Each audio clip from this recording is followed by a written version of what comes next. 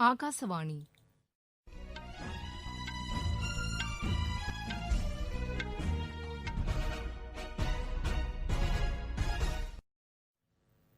செய்திகள் வாசிப்பவர் வாணி ஸ்ரீராம். தலைப்புச் செய்திகள். இந்தியாவும் லக்சம்பர்கும் பொருளாதார ஒத்துழைப்பை அதிகரிக்க பல்வேறு துறைகளில் வாய்ப்புகள் உள்ளன என்று பிரதமர் திரு நரேந்திர மோடி கூறியுள்ளார். இந்தியாவில் உருவாக்கப்படும் தொழில்நுட்பங்களை உலக அளவில் பரவலாக அனைவரும் பயன்படுத்த வகை செய்ய வேண்டியது அவசியம் என்று பிரதமர் திரு நரேந்திர மோடி தெரிவித்துள்ளார். கோவிட்-19க்கான தடுப்பு மருந்து அடுத்த சில மாதங்களில் பயன்பாட்டுக்கு வரும் என்று சுகாதாரத்துறை அமைச்சர் டாக்டர் ஹர்ஷ்வர்தன் நம்பிக்கை தெரிவித்துள்ளார். தண்ணீர் பற்றாக்குறை பிரச்சினையை தவிர்க்க அனைத்து தரப்பினரும் இணைந்து செயல்பட வேண்டியது அவசியம் என்று குடியரசு துணைத் தலைவர் திரு வெங்கையா நாயுடு தெரிவித்துள்ளார். கோவிட்-19 குறித்து ஆய்வு செய்ய ஹரியானா, ராஜஸ்தான், குஜராத், மணிப்பூர் ஆகிய மாநிலங்களுக்கு உயர்மட்ட குழுவை மத்திய அரசு அனுப்பவுள்ளது. இனி விரிவான செய்திகள். இந்தியாவும் லக்சம்பர்கும் பொருளாதார ஒத்துழைப்பை அதிகரிக்க பல்வேறு துறைகளில் வாய்ப்புகள் உள்ளன என்று பிரதமர் திரு நரேந்திர மோடி கூறியுள்ளார். இருநாட்டு பிரதமர்களுக்கு இடையிலான காணொலி வாயிலான உச்சி மாநாடு இன்று மாலை நடைபெற்றது. இதில் கலந்து கொண்டு பேசிய பிரதமர் திரு நரேந்திர மோடி, எஃகு, நிதி தொழில்நுட்பம், மின்னணு மற்றும் தகவல் தொடர்பு உள்ளிட்ட பல்வேறு துறைகளில் இரு நாடுகளுக்கும் இடையே ஏற்கனவே நல்ல ஒத்துழைப்பு இருப்பதாக தெரிவித்தார். கோவிட்-19 பாதிப்பு காலத்தில் அதை கட்டுப்படுத்த லக்சம்பர்க் பிரதமர் திரு சேவியர் பெட்டல் சிறப்பாக செயல்பட்டதாகவும் பிரதமர் பாராட்டு தெரிவித்தார். கடந்த 20 ஆண்டுகளில் இரு நாடுகளுக்கும் இடையே தனி உச்சி மாநாடு நடைபெறுவதற்கு பிரதமர் மகிழ்ச்சி தெரிவித்தார். இந்த காணொலி உச்சி மாநாட்டில் கலந்து கொண்டு பேசிய லக்சம்பர்க் பிரதமர் திரு சேவியர் பெட்டல், இந்தியாவுடன் விண்வெளி, நிதி உள்ளிட்ட துறைகளில் ஒப்பந்தம் கையெழுத்தாவதற்கு வரவேற்பு தெரிவித்தார். இந்தியாவில் உருவாக்கப்படும் தொழில்நுட்பங்களை உலக அளவில் பரவலாக அனைவரும் பயன்படுத்த வகை செய்ய வேண்டியது அவசியம் என்று பிரதமர் திரு நரேந்திர மோடி கூறியுள்ளார். பெங்களூரு தொழில்நுட்ப மாநாட்டில் இன்று காணொலி காட்சி வாயிலாக அவர் உரையாற்றினார். தொழில்நுட்பத்தின் உதவியுடன் விவசாயிகளுக்கான வருவாய் ஆதரவு திட்டத்தின் பலன்கள் ஒரு நொடியில் அவர்களது வங்கிக் கணக்கில் சேர்க்கப்பட்டதாக அவர் கூறினார். ஏழை மக்கள் முறையாகவும் விரைவாகவும் நிவாரண உதவிகளை பெறுவதற்கு தகவல் தொழில்நுட்பம் உறுதியாக இருக்கிறது என்றும் அவர் தெரிவித்தார். கோவிட்-19 ஊரடங்கு காலத்தில் இவற்றை நிறைவேற்றியதற்கு தொழில்நுட்பம்தான் உறுதுணையாக இருந்தது என்றும் அவர் குறிப்பிட்டார். டிஜிட்டல் மற்றும் தொழில்நுட்ப தீர்வுகளுக்கான உரிய சந்தை வாய்ப்பை மத்திய அரசு ஏற்படுத்தி தந்துள்ளதாகவும் அவர் கூறினார். தொழில்நுட்பம் சார்ந்த திட்டங்களுக்கு உயர் முன்னுரிமை அளிக்கப்பட்டிருப்பதாகவும் அவர் தெரிவித்தார். அரசின் கொள்கைகளை வகுப்பது தொடர்பாகவும் தொழில்நுட்பத் துறையினரிடம் ஆலோசனை நடத்தப்பட்டதாகவும் அவர் தெரிவித்தார். டிஜிட்டல் இந்தியா இயக்கம் மக்களின் வாழ்க்கை முறையில் பெரும் மாற்றத்தை ஏற்படுத்தியதாகவும் அவர் கூறினார். நம் வாழ்க்கையின் ஒரு அங்கமாக இந்த இயக்கம் தற்போது திகழ்வது தமக்கு மகிழ்ச்சி அளிப்பதாக உள்ளது என்றும் அவர் தெரிவித்தார்.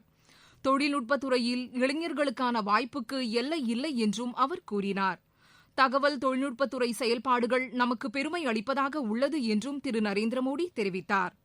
இந்த மாநாட்டில் காணொலி வாயிலாக பங்கேற்ற ஆஸ்திரேலிய பிரதமர் திரு ஸ்காட் மாரிசன், முக்கியமான ஆய்வுகளில் இந்தியாவும் ஆஸ்திரேலியாவும் இணைந்து செயல்படுவதன் மூலம் இரு நாடுகளுக்கு இடையேயான நல்லுறவு மேலும் வலுவடையும் என்றார். கோவிட்-19க்கான தடுப்பு மருந்து அடுத்த சில மாதங்களில் பயன்பாட்டுக்கு வரும் என்று சுகாதாரத்துறை அமைச்சர் டாக்டர் ஹர்ஷ்வர்தன் நம்பிக்கை தெரிவித்துள்ளார். கோவிட்-19க்கு பின்னர் சுகாதார சேவையில் ஏற்பட்டுள்ள மாற்றம் தொடர்பான இணைய கருத்தரங்கில் இன்று அவர் உரையாற்றினார். கோவிட்-19 பரவலை கட்டுப்படுத்துவதற்கான பணிகளை மத்திய அரசு சிறப்பாக மேற்கொண்டு வருவதாகவும் அவர் கூறினார். இந்த நோய் தொற்று பரவலை கட்டுப்படுத்துவதற்காக பிரதமர் திரு நரேந்திர மோடி தொலைநோக்கு அடிப்படையில் மேற்கொண்ட நடவடிக்கைகள் காரணமாக பாதிப்பு வெகுவாக குறைக்கப்பட்டதாக அவர் தெரிவித்தார். மக்கள் பங்களிப்புடன் கூடிய ஊரடங்கினை பிரதமர் அறிவித்ததையும் அவர் சுட்டிக்காட்டினார். சர்வதேச அளவில் இந்த நோய் தொற்றினால் ஏற்படும் உயிரிழப்புகளும் நம் நாட்டில்தான் குறைவாக உள்ளது என்றும் அவர் தெரிவித்தார். ஊரடங்கு காரணமாக ஏழை மக்கள் பாதிக்கப்படாமல் இருப்பதற்காக பல்வேறு நலத்திட்ட உதவிகள் வழங்கப்பட்டதாகவும் அவர் கூறினார்.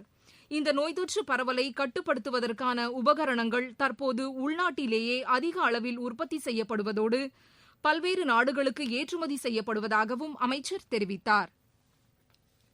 கோவிட்-19 தடுப்பு பணியில் ஈடுபட்டவர்களின் வாரிசுகளுக்கு மருத்துவம் மற்றும் பல் மருத்துவ படிப்புகளில் மத்திய தொகுப்பில் ஒதுக்கீடு வழங்கும் சிறப்பு ஒதுக்கீட்டு திட்டம் செயல்படுத்தப்படும் என்று சுகாதாரத்துறை அமைச்சர் திரு ஹர்ஷ்வர்தன் தெரிவித்துள்ளார். இது தொடர்பாக அமைச்சரை மேற்கோள் காட்டி சுகாதாரத்துறை அமைச்சகம் இன்று வெளியிட்டுள்ள அறிக்கையில், தொற்றை கட்டுப்படுத்தும் பணியில் ஈடுபட்டவர்களுக்கு மரியாதை செலுத்தும் வகையிலும் அவர்களது குடும்பத்தினருக்கு உதவும் வகையிலும் இந்த ஆண்டு இந்த சிறப்பு ஒதுக்கீட்டு திட்டம் நடைமுறைப்படுத்தப்படுவதாக தெரிவிக்கப்பட்டுள்ளது.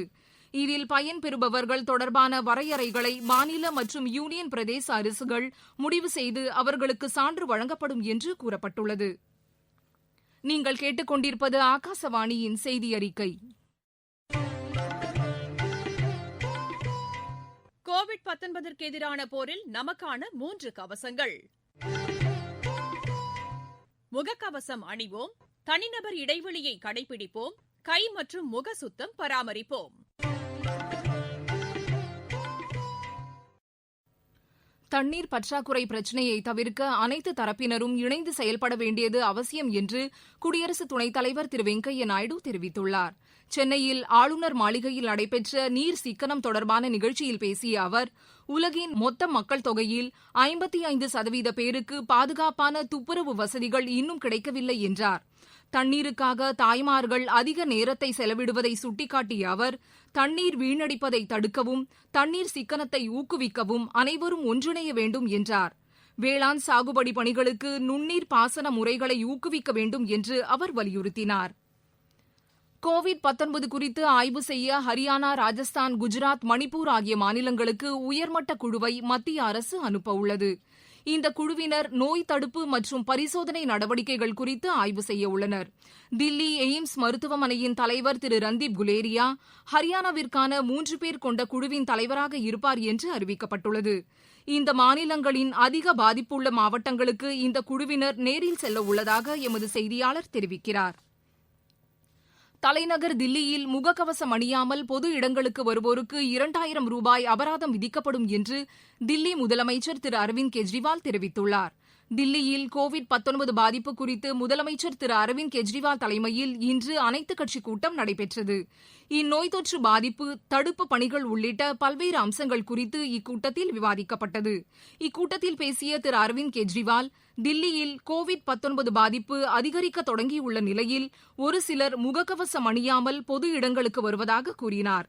இதனை தடுக்க 500 ரூபாய் அபராதம் விதிக்கப்பட்ட நிலையில் தற்போது அது 2000 ரூபாயாக அதிகரிக்கப்படுவதாக அறிவித்தார். திறந்தவெளி கழிப்பிடங்களே இல்லாத வகையில் நாடு முழுவதும் கழிப்பிட வசதிகளை ஏற்படுத்த வேண்டும் என்று மக்கள் சுகாதாரத்தை பேண வேண்டும் என்றும் குடியரசு துணைத் தலைவர் திரு வெங்கையா நாயுடு கூறியுள்ளார். சர்வதேச கழிவறை தினத்தையொட்டி அவர் விடுத்துள்ள செய்தியில், சுகாதார குறைபாடு பல்வேறு நோய்கள் பரவ காரணமாகிவிடும் என்று கூறியுள்ளார். நோயற்ற சமுதாயத்திற்கும் ஆரோக்கியமான தேசத்திற்கும் சுகாதாரம் முக்கியம் என்று அவர் தெரிவித்துள்ளார்.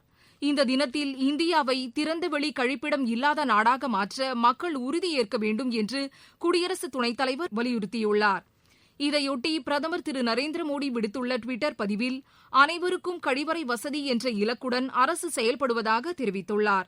கடந்த சில ஆண்டுகளில் கோடிக்கணக்கான நாட்டு மக்களுக்கு சுகாதாரமான கழிவறை வசதிகள் ஏற்படுத்தப்பட்டு மாபெரும் சாதனை நிகழ்த்தப்பட்டுள்ளது என்றும் அவர் கூறியுள்ளார்.